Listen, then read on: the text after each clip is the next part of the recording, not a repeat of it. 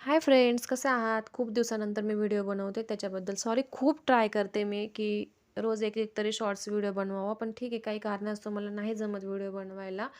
तर आज मला इच्छा झाली होती इडली खाण्याची, तर त्याच्यात आणि थोडासा वेळ पण होता म्हणून मी थोडंसं शूट घेतला आणि इडली कशी बनवली त्याचा व्हिडिओ मी तुमच्यासोबत शेअर केला आहे.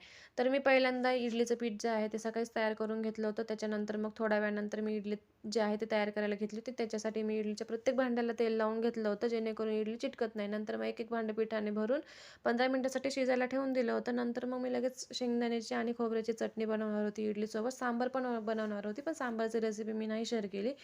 तर त्याच्यासाठी मी खोबरं घेतलं होतं, हिरवी मिरची आणि लसूण घेतला होता. लसणाने खूप छान टेस्ट येते. त्याच्यानंतर लगेच तव्यावर मी शेंगदाणे भाजून घेतले, डाळ्या भाजून घेतल्या, लसूण पण आहे भाजून घेतला आणि शेंगदाण्याचा साल काढल्यानंतरच ते दळायचं आहे. त्याच्यामुळं टेक्स्चर पण छान येतं आणि चटणी दिसायला पण खूप छान दिसते बघा. असं बारीक वाटून घेतलं.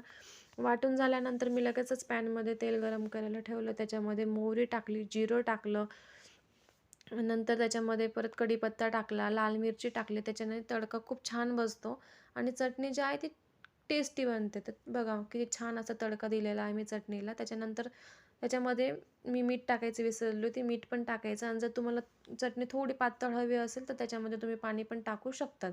ठीक आहे, मी तर पाणी टाकलं नव्हतं कारण की मला तेवढीच चटणी छान वाटत होती. नंतर मी दुसरं भांडं परत इडलीचं लावून घेतलं होतं. तर मी बघत होते की इडली झाली का नाही. तर बघा किती छान आणि स्पंज अशी इडली तयार झालेली होती. पण मला थोडासा डाऊट वाटत होता की इडली पूर्णपणे शिजलेली नाही आहे. म्हणून मग मी काय करत होते, दुसरं जे भांडं आहे म्हणजे दुसरं जे प्लेट आहे ते बघत होते मी त्याच्यामध्ये की ती शिजली आहे की नाही. तर त्याच्यासाठी काय केले मी स्पून मी इडलीमध्ये टाकून बघत होते. जर समजा त्याला चिटकली असती इडली तर समजायचं की ती शिजलेली नाही आहे. पण मग ती स्पूनला थोडी पण नाही चिटकली. म्हणून मग मी एक-एक करून जे भांडे आहेत ते काढून घेतले होते सर्व. खूप अशी क्रेव्हिंग होत होती आज इडली खाण्याची, मूड होत होता. माझ्या मिस्टरांना पण इडली खाऊ वाटत होती, म्हणून मग मी सकाळीच नाश्त्याला इडली जी आहे ती बनवून घेतली होती.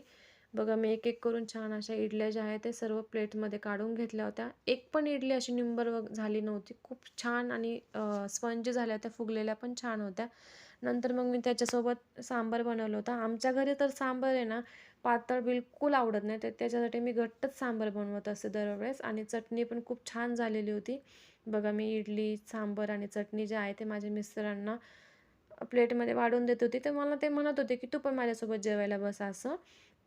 बघा किती छान अशी इडली माझी बनवून तयार आहे. तर तुम्हाला कसे वाटली माझी रेसिपी मला नक्की सांगा. धन्यवाद.